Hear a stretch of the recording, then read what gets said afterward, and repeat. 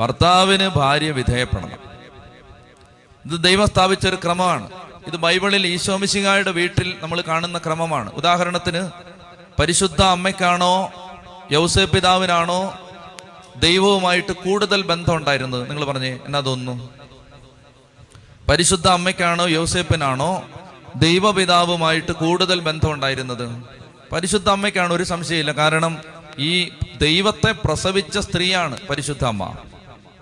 പ്രിയപ്പെട്ട സഹോദരങ്ങളെ, പക്ഷേ യേശുവിൻ്റെ വളർച്ചയുമായി ബന്ധപ്പെട്ട, ജനനവുമായി ബന്ധപ്പെട്ടതും വളർച്ചയുമായി ബന്ധപ്പെട്ടതുമായ ഒറ്റ അറിയിപ്പ് മാത്രമാണ് മറിയത്തിന് സ്വർഗം കൊടുക്കുന്നത്. ബാക്കി എല്ലാ അറിയിപ്പുകളും കിട്ടുന്നത് യൗസേപ്പിനാണ്.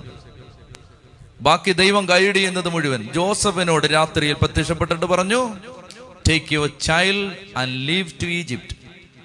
കൊച്ചിനെ എടുക്ക്, ഈജിപ്തിലേക്ക് പോവുക.